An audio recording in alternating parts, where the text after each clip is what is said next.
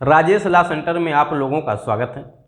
आज हम इस वीडियो के माध्यम से आप लोगों के लिए काफ़ी फायदेमंद, आपकी परीक्षा की दृष्टि से सबसे ज़्यादा उपयोगी, चाहे वो परीक्षा प्रारंभिक स्तर का हो या अंतिम स्तर का एग्जाम हो, जिसे इंटरव्यू के रूप में जाना जाता है, दोनों ही परीक्षा के लिए काफ़ी उपयोगी ये वीडियो साबित होगा, जिसमें आईपीसी के महत्वपूर्ण केस लॉ में जिन जजों के द्वारा उसका फैसला किया गया है या जो अपने बेंच की अगुवाई कर रहे थे, उनके नामों का उल्लेख इस वीडियो में किया गया है।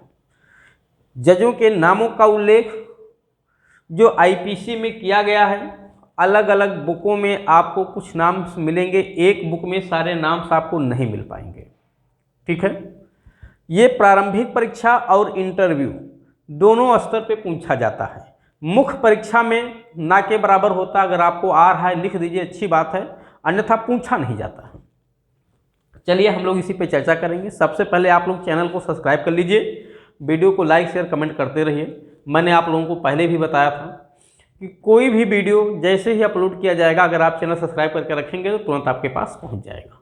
और मैं आप लोगों को ये भी कहा था कि एपीओ क्रैश कोर्स यूपी का जो इस समय चल रहा है या आने वाला जो पीसीएसजी की वैकेंसी होगी, उससे ये क्रैश कोर्स के लिए महत्वपूर्ण वीडियो मैं आप लोगों के लिए पेश करता रहूँगा। इसे अभी ये जजों के नामों पे इस वीडियो को बनाया गया है, इसके अलावा भी बहुत सारे वीडियो भी आने बाकी हैं। लेकिन एक और सूचना आप लोगों के लिए है, एपीओ पीसीएसजे एचजेएस की ऑनलाइन और ऑफलाइन क्लास हमारे यहाँ लगातार संचालित की जा रही है। जिस किसी बच्चे को ऑनलाइन या ऑफलाइन क्लास ज्वाइन करना है, वो इस नंबर पे संपर्क कर सकता है। मेंस की क्लास ज्वाइन करनी है तो आप एपीओ मेंस, पीसीएसजे मेंस या एचजेएस मेंस के लिए भी क्लास ज्वाइन करने के लिए आप इस नंबर पे संपर्क कर सकते हैं। टेस्ट सीरीज ज्वाइन करना है तो भी आप इस नंबर पे संपर्क कर सकते हैं। सबसे पहले हम लोग देखते हैं वो कौन से महत्वपूर्ण केस हैं आईपीसी के, जिनमें जजों के नामों का उल्लेख किया गया है। ठीक है, किसी भी एक बुक में सारे जजों के नाम आपको नहीं मिल पाएंगे। इसमें कुछ जजों के नाम अभी मैंने नहीं लिखा है, ठीक है, अभी मैं उसको बता दूंगा। केस है महत्वपूर्ण: आर बनाम गोविंदा, सेराज बनाम डिरूटिजन, होप्स बनाम Winchester Corporation, DPP Beard, Barendra Kumar Ghosh, Vasudev बनाम पेप्सुराज, एमएच जाज बनाम महाराष्ट्र केस, नाथूलाल बनाम मध्य प्रदेश, मैग्नाटन केस। सबसे महत्वपूर्ण तो मैग्नाटन केस है, जो सेक्शन 84 पे बेस्ड है, आईपीसी की धारा 84 पे बेस्ड है। मैग्नाटन का सिद्धांत बहुत फेमस है। बाद में इसको 15 जजों की बेंच द्वारा हाउस ऑफ लॉर्ड्स में डिसाइड किया गया था। उस 15 जजों की बेंच की अगुवाई कौन कर रहा था, अभी मैं इसका उल्लेख जरूर करूंगा यहाँ वीडियो में। ठीक है, नाम यहाँ पे नहीं डाला गया है, आप लोग परेशान बिल्कुल मत होइए। ठीक है, अभी अभी उसका उल्लेख किया जाएगा। पहले ऊपर से देख लेते हैं। हाँ, यहाँ भी कुछ जजों के नाम को गैब हटा दिया गया है। वासुदेव बनाम पेप्सुराज के केस में जज कौन है, नाम यहाँ नहीं डाला हूँ। ठीक है, बस थोड़ा सा आप लोग तसल्ली रखिए, धैर्य रखिए, सब अभी एक एक करके बता दिया जाएगा।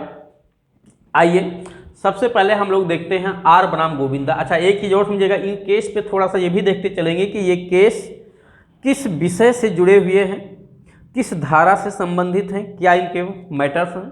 और आप देखेंगे तो मैंने साइटेशन को सीरियल वाइज लिखा है। एक केस को, मैग्नाटन के केस का साइटेशन 1843 का है।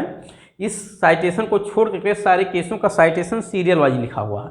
1876 ये सबसे पहला का केस, इसमें जितने केस है इसमें सबसे ओल्डेस्ट केस अगर कोई है तो वो आर बनाम गोविंदा का केस है 1876 का। दूसरा केस डिरूटिजन 1895 है। देखिए, अगला केस 1910 का है, फिर 1920 है, 1925 है, 1956 है, 1965 है, 1966 है, और फिर लास्ट में मैग्नाटन का केस मैंने यहाँ लिखा है जो 1843 का है। तो इसको अलग से याद रखिएगा, ये स्पेशल केस है, बहुत महत्वपूर्ण केस है मैग्नाटन का केस।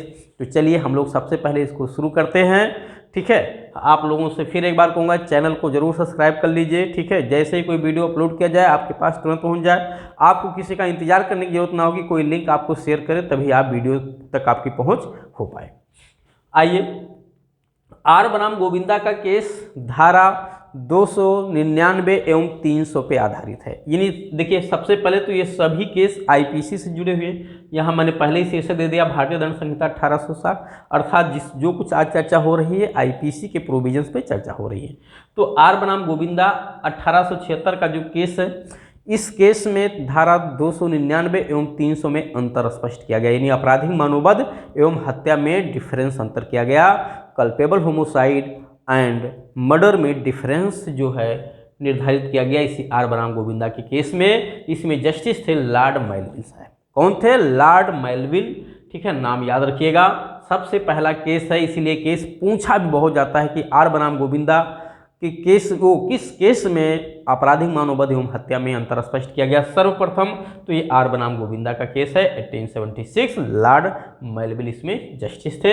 हाँ, आर बनाम गोविंदा के केस में गोविंदा अभियुक्त था जो अपनी पत्नी को मारने के लिए विचारित किया जा रहा था। इसको आपराधिक मानववध के लिए दोषी ठहराया गया था। किसके लिए दोषी ठहराया गया था? आपराधिक मानववध के लिए, हत्या के लिए दोषी नहीं ठहराया गया था। दूसरा केस है मेंसरिया पे, सेराज बनाम डी रूटजन, होप्स बनाम विंचेस्टर कॉर्पोरेशन। ये दोनों ही केस मेंसरिया पे हैं। दो केस और मेंसरिया पे आपको मिलेंगे, एमएच जॉर्ज का और नाथूलाल का केस। एमएच जॉर्ज और नाथूलाल का केस भी मेंसरिया पे है, दोनों सुप्रीम कोर्ट के जजमेंट हैं। और होप्स बनाम विंचेस्टर कॉर्पोरेशन, सेराज बनाम डी रूटजन, ये सुप्रीम कोर्ट के केस नहीं है। लेकिन मेंसरिया पे बहुत महत्वपूर्ण केस है। मेंसरिया पे ये काफ़ी महत्वपूर्ण है। सेराज बनाम डी रूटजन 1895 का केस है। न्यायाधीश राइट थे इसमें। कौन? राइट महोदय थे। ठीक है, 1895 का केस है। इस केस में न्यायाधीश राइट महोदय ने कहा कि प्रत्येक अधिनियम में, यानी प्रत्येक कानून में, आपराधिक विधियों में मेंसरिया अंतर्निहित होता है जब तक उसे स्पष्ट तौर से मना न किया जाए। तो सांविधिक दुराशय से जुड़ा हुआ ये केस ला है। सांविधिक दुराशय यानी मेंसरिया से जुड़ा हुआ है, काफ़ी महत्वपूर्ण केस है। ठीक है, सेराज बनाम डी रूटजन के केस में, इसमें जो सेराज था, ठीक है, इसमें क्या किया गया था कि एक अभियुक्त जिस पे आरोप लगाया गया उसको ड्यूटी के दौरान पुलिस अधिकारी को शराब सर्व करने का आरोपी बनाया गया था। उसने ये बचाव लिया कि साहब मुझे ये नहीं पता था कि पुलिस अधिकारी ड्यूटी पे है, अन्यथा मैं उसे शराब सर्व नहीं करता, क्योंकि ऑन ड्यूटी पे किसी व्यक्ति को शराब बेचना अपराध बनाया गया था। और वो भूल से ऐसा कर दिया था क्योंकि जो पुलिस अधिकारी था वो सादी वर्दी में उससे शराब लेके चला गया बिना ये बताए कि वो पुलिस में है। तो ये मिस्टेक ऑफ फैक्ट का बचाव मिल गया था, इसे दुराशय नहीं माना गया और दोष मुक्त कर दिया गया था सेराज बनाम डी रूटजन के केस में। होप्स बनाम विंचेस्टर कॉर्पोरेशन के केस में भी यही बात न्यायमूर्ति कैनेडी साहब ने कही। 1910 का केस है। ठीक है, जस्ट 15 साल बाद का ये केस है, ध्यान दीजिएगा। कब का है? 15 साल बाद का ये केस आता है। ठीक है, इस केस में कहा गया कि हर जितनी भी विधियां हैं, ठीक है, सब में मेंसरिया यानी जो दुराशय होता अंतर्निहित होता है और उसकी व्याख्या जो है इस प्रकार से की जानी चाहिए कि बिल्कुल ये स्पष्ट हो जाए कि उसमें कहीं ऐसा तो नहीं है कि मेंसरिया को बाहर कर दिया गया है। तो कुल मिलाकर के मेंसरिया के बारे में प्रिजम्पशन किया गया कि हर एक अपराध में मेंसरिया अंतर्निहित होता है जब तक उसको स्पष्ट तौर से मना ना किया गया। तो होप्स बनाम विंचेस्टर कॉर्पोरेशन का केस न्यायमूर्ति कैनेडी साहब इसमें थे, 1910 का केस है। सेराज बनाम डी रूटजन राइट है और होप्स बनाम विंचेस्टर कॉर्पोरेशन के केस में कैनेडी महोदय। अगला केस है डीपीपी बनाम बेयर्ड। ठीक है, डीपीपी बनाम बेयर्ड सेक्शन 86 पे मुख्यतः है, ये 86 पे स्वैच्छिक मतदाता पे है। ठीक है, अगर ग्रुप में कभी आपसे पूछा जाता है कि ये 85 एवं 86 दोनों पे है, 85 एवं 84 पे है, 86 एवं 87 पे है, तो आप 85 एवं 86 पे टिक करिएगा। अगर सेपरेट धारा पूछी जाती है, सिंगल धारा, तो 86 पे है। ये स्वैच्छिक मतदाता का है। डीपीपी बनाम बेयर्ड का केस 1920 का है। इसमें न्यायाधीश महोदय कौन थे? बिक्रेन हेड। ठीक है, बिक्रेन हेड इसमें न्यायाधीश थे। डीपीपी बेयर्ड का केस में स्वैच्छिक मतदाता है, इसमें आरोपी, ठीक है, जो बेयर्ड है ये एक फैक्ट्री में काम कर रहा होता है, कारखाने में। उधर से एक महिला गुजरती है, उस महिला के साथ रेप करने के प्रयोजन से ये उसको ज़बरदस्ती उठा लाता है और इतना नशे में धुत होता है कि उस महिला के साथ रेप करते समय जब वो आवाज़ उसके मुख से निकलती है तो उसके आवाज़ को बंद करने के लिए उसके मुख को दबाने की कोशिश करता है और उसका अंगूठा मुख पे ना जा कर के उसके गले पे चली जाती है। और जैसे वो उसका गला दबाता है, ठीक है, तो फिर महिला की आवाज़ आती है, मुंह तो बंद नहीं किया है, तो जब मुख बंद नहीं किया है तो महिला आवाज़ करेगी तो वो आवाज़ फिर जाएगा बाहर। तो अब किडनैप करके उठा के ज़बरदस्ती लाया है तो महिला तो चिल्लाएगी ही, जाहिर सी बात है। तो वो नशे में होता है, उसको पता नहीं होता है, मुंह दबाता है अपनी समझ से, और दबता क्या है, गला दबते चला जाता है, क्योंकि अंगूठा सर के उसका गले पे चला गया। और जैसे जैसे वो दबाता है उसका गला, ठीक है, महिला के जो शोरगुल का आवाज़ है वो बंद नहीं होता है। उसको लगता है अरे हम मुंह हल्का दबा रहे हैं इसीलिए जो है शोरगुल ज़्यादा हो रहा है, मतलब वो आवाज़ ज़्यादा कर रही है महिला, और तेज़ी से दबाता है मुंह उसका, और दब क्या रहा है, गला, और इसी स्थिति में उसका गला इतना दब जाता है कि मृत्यु हो जाती है। तो डीपीपी बेड को जो है इसके लिए डीपीपी बनाम बेड के केस में यानी जो डीपीपी है वो बेड महोदय हैं अभियुक्त, बेड अभियुक्त है। अब बेड को जो है रेप के लिए दोषी तो ठहराया ही जाता है, साथ ही साथ हत्या के लिए भी दोषी ठहराया जाता है। क्यों? क्योंकि वो स्वैच्छिक मतता में था। अगर स्वैच्छिक मतता में ना होता तो उसे इस बात का ज्ञान होता कि वो क्या दबा रहा है, और जब ज्ञान होता और ज्ञान होने पे दबाता तो वो हत्या के लिए दोषी हो जाता।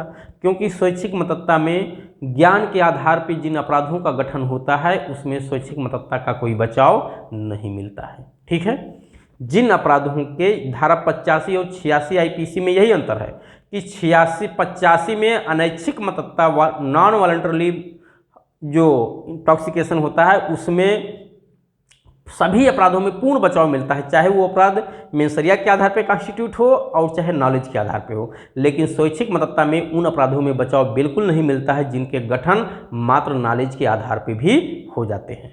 तो डीपीपी बेड के केस में, ठीक है, यानी बेड को हत्या के लिए दोषी ठहरा दिया गया था। केस जस्टिस कौन है? बिक्रन हेड है।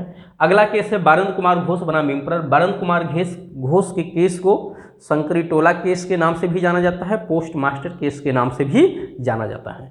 बारंद कुमार घोष के केस को मैं एक वीडियो हो सकता है इस पर भी लेकर के आऊँ कि किन किन केसों को अलग अलग नामों से भी जाना जाता है। फिर एक बार मैं कहूँगा आप लोग चैनल को सब्सक्राइब कर लीजिए, जैसे ही कोई वीडियो अपलोड किया जाएगा तुरंत उसका लिंक आपके पास पहुंच जाएगा। किसी को लिंक भेजे, वीडियो ही पहुंच जाएगा, लिंक भेजने की ज़रूरत ही नहीं है। ठीक है, अभी बहुत महत्वपूर्ण केसों की लिस्ट आनी बाकी है, और ठीक है कई सारे प्रोविजंस पे क्रैश कोर्स के रूप में, ठीक है, और टॉपिक पे जो है मैं क्रैश कोर्स का वीडियो भी बनाऊँगा।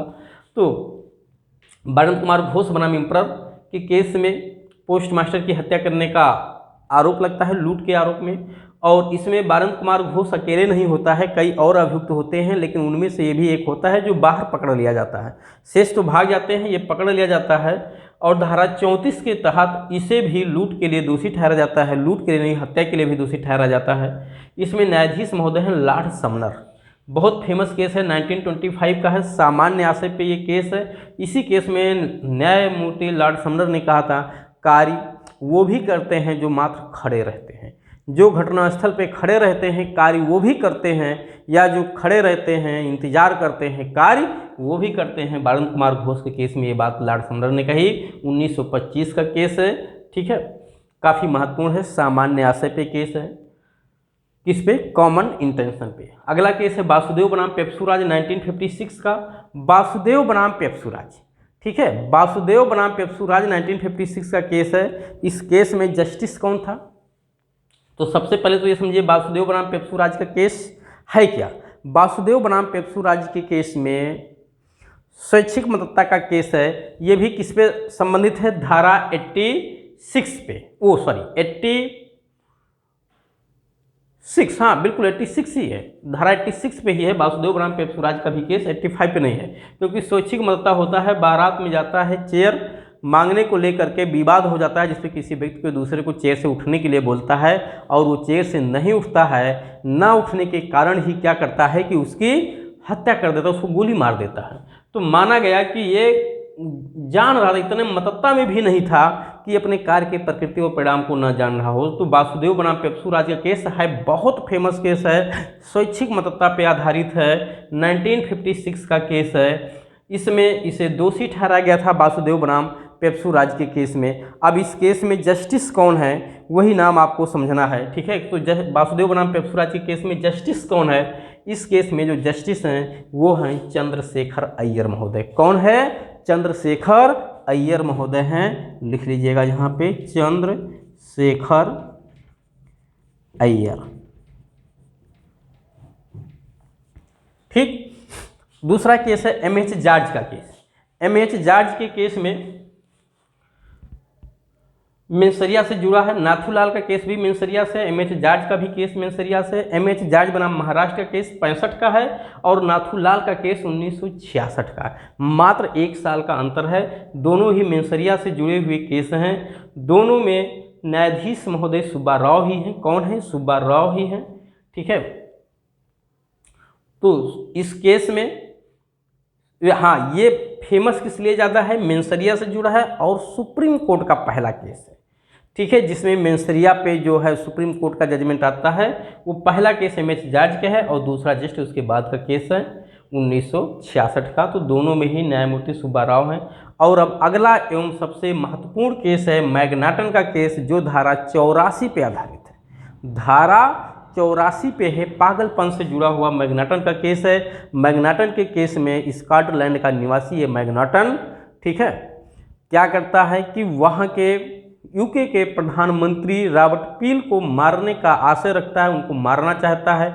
और रॉबर्ट पील की जगह पे उनके जो सचिव हैं, ठीक है, एडमंड डरमंड को रॉबर्ट पील समझ करके उन्हें गोली मार देता है। क्या करता है? उन्हें गोली मार देता है और पागलपन का बचाव लेता है मैग्नाटन के केस में। मैग्नाटन का केस काफ़ी महत्वपूर्ण केस है, क्योंकि इसमें एक केस बाद में हाउस ऑफ लॉर्ड्स के पास जाता है। किसके पास? हाउस ऑफ लॉर्ड्स के पास जाता है और 15 जजों की बेंच बनाई जाती है और वहाँ से फैसला आता है। खैर, मैग्नाटन को दोषी ठहरा जाता है।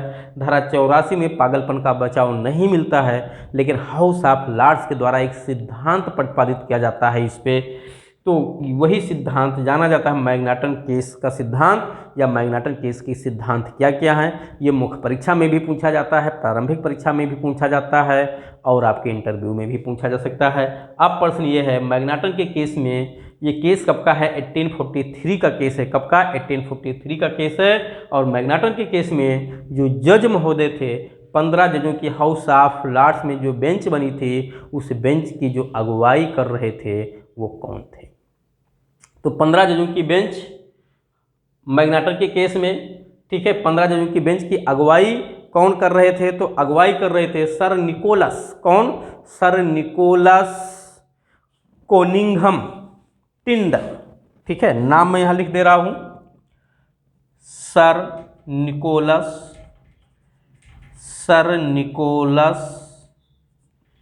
कोनिंघम टिंडल। ठीक है, सर निकोलस कोनिंघम टिंडल, यही 15 जजों की बेंच की अगुवाई कर रहे थे। मैग्नाटन केस के जस्टिस हैं, काफ़ी महत्वपूर्ण है, नाम याद रखिएगा। ठीक है, शॉर्टकट में टिंडल के नाम से भी जाना जाता है कि टिंडल किस केस के प्रमुख जज थे? तो मैग्नाटन केस के थे। ठीक है, ये शुरू में वकील भी थे, बाद में जो है जस्टिस का भी काम इन्होंने किया था। और ये जिनकी पॉपुलरिटी है, मेन पॉपुलरिटी यही जो है पागलपन के बचाव से ही इनकी पॉपुलरिटी सबसे ज़्यादा है। ठीक है, ज़्यादा समय तक ये रहते भी नहीं हैं, लास्ट में इनकी मृत्यु हो जाती है। इसी 18वीं 19वीं शताब्दी के 5वें दशक में इनकी मृत्यु भी हो जाती है। खैर चलिए, आईपीसी 1860 का जो है, इसके महत्वपूर्ण केस ला के जो जजेज थे, ठीक है, इनकी लिस्ट मैंने बना दी है यहाँ पे। ये वीडियो आप लोगों के लिए आ चुका है, आपका इंतज़ार ख़त्म हो गया है। आप इनकी लिस्ट बना लीजिएगा वीडियो को देख करके। ठीक है, नाम लिख लीजिएगा और रट लीजिएगा, काफ़ी महत्वपूर्ण है। अगर प्री में पूछा जाएगा, नहीं आ रहा है तो आपका 1 नंबर बेकार हो जाएगा, और आ रहा है तो आपके लिए बोनस का काम करेगा। तो चलिए, उम्मीद है आप लोगों को अच्छे से समझ में आ गया होगा। मैं एक बार फिर आप लोगों से कहूँगा, चैनल को जरूर सब्सक्राइब कर लीजिए, जिससे कोई भी वीडियो अपलोड किया जाए तो आपके पास सबसे पहले पहुँच जाए। और वीडियो को लाइक शेयर कमेंट भी करते रहिए। ठीक है, कम से कम कुछ लोगों को, अपने दोस्तों को शेयर कर दिया करिए, कमेंट कर दिया करिए। कुछ लोग व्हाट्सएप पे कमेंट करते हैं हमारे, ठीक है, व्हाट्सएप पे कमेंट करने का कोई मतलब नहीं है। ठीक है, आप वीडियो पे कमेंट करिए, जो भी कमेंट करना है वीडियो पे कमेंट करिए। ठीक है, जो और लोग देखते हैं, बहुत सारे लोग देखने के बाद ना तो कमेंट करते हैं ना शेयर करते हैं। इतना भी नहीं करोगे तो आप कर्जदार हो जाओगे। ठीक है, तो कम से कम कर्जदार ना बनो, इतना आप कर दो। कर्जदार बनने की ज़रूरत नहीं है, कर्जदार बनोगे तो आपका लॉस होगा। ठीक है, क्यों कर्जदार बन के जाना चाहते हो? कम से कम वीडियो को लाइक शेयर कमेंट करके और चैनल को सब्सक्राइब कर लो, ठीक है। फिर उसके बाद यही कंसिडरेशन है, वीडियो के देखने का बदले का कंसिडरेशन यही है कि आप उसको चैनल को सब्सक्राइब कर लीजिए, लाइक शेयर कमेंट करते रहिए। चलिए, अभी बहुत सारे वीडियो और अपलोड होना है, ठीक है। जल्द ही एपीओ क्रैश कोर्स चल रहा है और उसका जो एग्ज़ाम है 10 जुलाई, एपीओ की जो वैकेंसी उत्तर प्रदेश में इस समय आई हुई है 46 पोस्ट, उसका एग्ज़ाम डेट 10 जुलाई 2022 रखा गया है। अगर किसी कारणवश 10 जुलाई से टलता है तो भी आपको परेशान होने की ज़रूरत नहीं है, आप 10 जुलाई की ही डेट को मान करके, ठीक है, अपनी तैयारी अच्छे से करिए। हाँ, ठीक है। इसके पहले मैंने एक वीडियो बनाया था, इसके पहले एक वीडियो बनाया गया था, वो था आपका एज पे, आईपीसी में कहाँ कहाँ एज बताई गई है। तो उसमें मुझे लगता है कि धारा 361 में किडनैपिंग में जो मैंने एज बताई थी वो शायद उल्टा हो गया था, तो उसको आप लोग समझ लीजिएगा। उसमें एज, महिला की जो एज होती है किडनैपिंग के लिए वो 18 साल होती है और पुरुषों की एज 16 साल होती है। अगर किसी पुरुष को जिसकी उम्र 16 साल से कम है उसे ले जाया जाता है उससे गार्जियन की सहमति के बिना, तो किडनैपिंग का अपराध माना जाएगा। यदि किसी महिला को यानी किसी नारी को जिसकी उम्र 18 वर्ष से कम है, यदि उससे गार्जियन की सहमति के बिना उसे ले जाया जाता है तो किडनैपिंग का अपराध माना जाएगा, ठीक है। अगर कहीं मिस्टेक भी हो जाता है, ठीक है, तो आपको परेशान होने की जरूरत नहीं है। आप लोग जो चीज़ें बताई जा रही हैं उसको बुक से मिला भी लिया करिए, ठीक है। कभी कभी गलतियां हो, भूल से, मतलब बोलना मैं कुछ और चाह रहा हूँ, कोई शब्द निकल और गया, अब वो ध्यान नहीं दिया गया, तो आप लोग मिला लिया करिए, ठीक है। मिस्टेक हो जाती हैं। फिलहाल चलिए, जहाँ मुझे पता चला मैंने सुधार दिया है। और आप लोगों को अगर कहीं वीडियो में लगे कि कोई चीज़ मैं गलत बोल दिया हूँ, ठीक है, चाहे भूल बस या जानते हुए ही, तो आप लोग कमेंट के माध्यम से कैसे भी मुझे उसको बता दिया करिए, मैं उसे सुधार दूंगा, ठीक है। तो उम्मीद है आप लोगों को अच्छे से समझ में आया होगा। अब मैं आप लोगों को एक सुझाव देता हूं कि इसकी लिस्ट आप लोग ज़रूर बना लीजिएगा और लिस्ट बना के याद कर लीजिएगा, ठीक है। अभी महत्वपूर्ण केसों की भी लिस्ट मैं और इसके अलावा भी दूंगा आप लोगों को, बस आप लोग तैयार करते रहिए। और तैयार करने के साथ प्रैक्टिस सेट खूब सॉल्व करिएगा। एपीओ पेपर यानी एपीओ प्री क्वालिफाई करने के लिए प्रैक्टिस सेट जितना ज़्यादा से ज़्यादा हो सके आप लोग सॉल्व करिए। कोई भी किसी भी राइटर की बुक ले लीजिए, ठीक है, जो भी प्रारंभिक परीक्षा की पूरी लिस्ट दी गई हो, क्वेश्चनों की भरमार हो। ऐसे मार्केट में बहुत सारी बुकें हैं, ठीक है, आप किसी की भी ले लीजिए। हम किसी का नाम नहीं लेना चाहते हैं, नहीं तो कोई कहेगा ये हमारा आप ऐड कर रहे हैं। बाकी ये है कि बुक्स बहुत हैं, ठीक है, प्रीलिम्स के है, घटना चक्र की है मार्केट में, और भी बहुत सारे राइटर्स की हैं छोटे छोटे, तो आप उनकी किसी की भी ले लीजिए और उससे अधिक से अधिक पेपर को सॉल्व करिए और धाराओं को याद करिए। पेपर को खूब सॉल्व करिए और धाराओं को याद करिए, इसी से ही आपका कल्याण होगा, अन्यथा नहीं होगा। जो लास्ट टाइम पे पढ़ रहे हैं, जो लोग पहले से पढ़े हुए हैं उनके लिए थोड़ा सा आसान है। तो चलिए, हम लोग अब फिर मिलेंगे नेक्स्ट वीडियो में।